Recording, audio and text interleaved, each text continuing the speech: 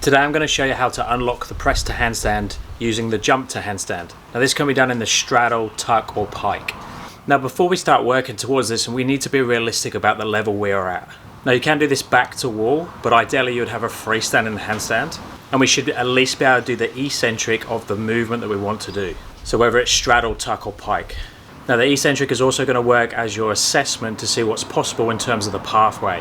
So that's more about flexibility. Now flexibility can obviously be increased, and I'd recommend that you warm up at least with your deepest Jefferson curl forward fold position for your hamstrings.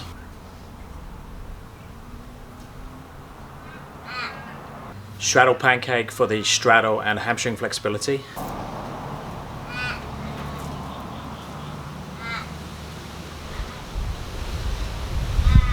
And do some upper back thoracic work to open up your shoulders and back.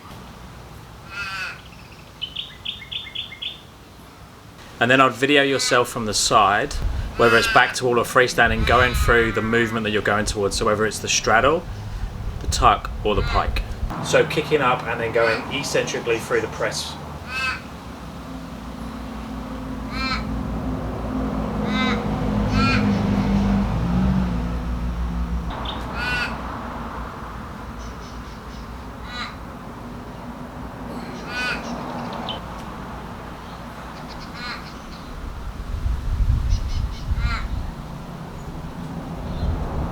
Then once we've done that, we want to warm up our jumps.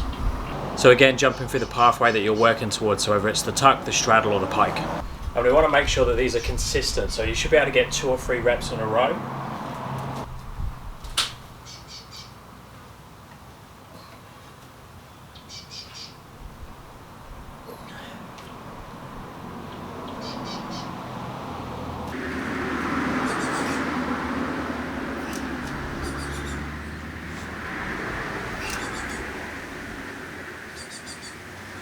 Now I'd recommend you only concentrate on one of these. So most people will find the straddle press the easiest. So let's start with the straddle. Now my goal is to get as close to the pathway of that eccentric straddle press, but using the jump. And then if you think of the jump as we use a certain amount of momentum to create the jump. And there's a grey area where if we decrease the jump enough, it actually turns into a press. So think of it like a dial. All we're going to do to start with is go quite fast, try and get as close to that pathway as possible, and then we're just going to turn the dial down on the momentum, on the energy we use for the jump. Now this will take a little bit of time to understand, but let's just first start with your standard jump, and then what we'll just do is see if we can half the speed, half the momentum.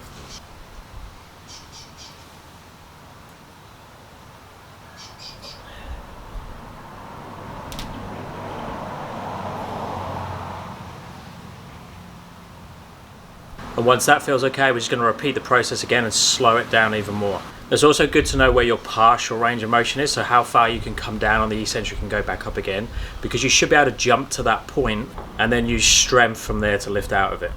So if I know my range is this, so if I can get down to here and then come back up again, and I know if I jump to that point I can catch and then use strength to raise back up again.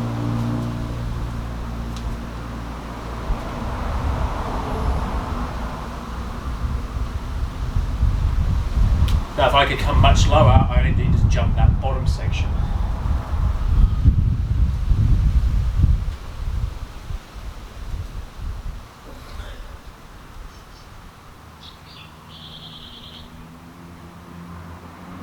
And then we're going to just trial and see how slow we can go and still manage to get up. Now you will fail a little bit with this one, but just this time start from the bottom, so hardly anything. So actually try the press and then just add a little bit of jump, add a little bit of momentum.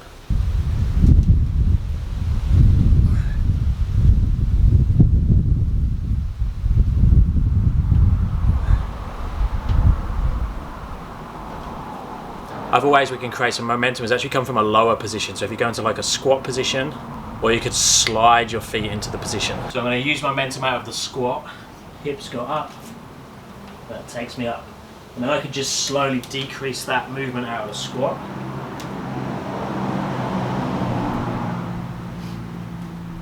Or I could slide more into it, more like an aeroplane taking off.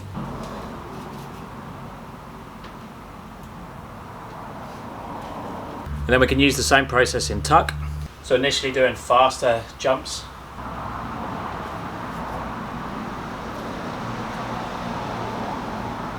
And then just slowing it down, trying to make it closer to the press.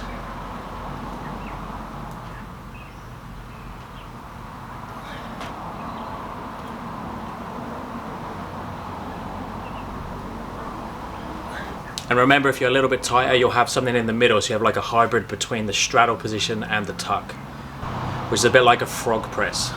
So again, using momentum to start with.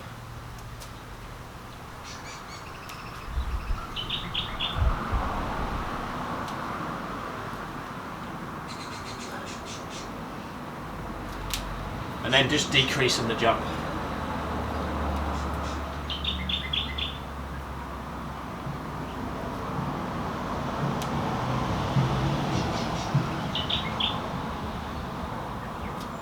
There's also a slope method that I'll show you in a second, but let's just go through the pike. So initially the jump. So even though the leg stays straight in the pike, we're going to use a bent knee to get the power or the momentum for the jump.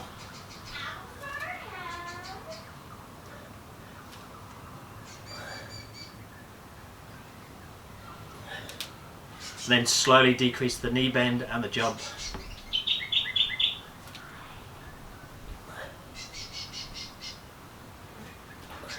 And when you get close to those movements, whether it's tuck, straddle or pike, you could just use your ankle extension, so the plantar flexion of the ankle, to get you going into the movement without actually bending the knees. That's going to decrease the amount of jump you use significantly.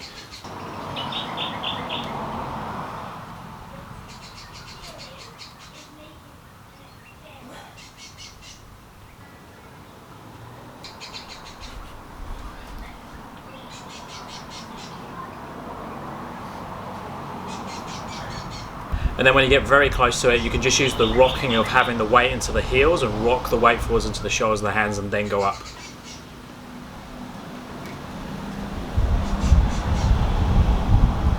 Now that's similar to using a slope. So if you have a slope you can work on, so your feet are slightly higher than your hands and you're leaning forwards, that can give you just a little bit of assistance that could get you over the line. Just be careful though, because you'll tend to overbalance with this one.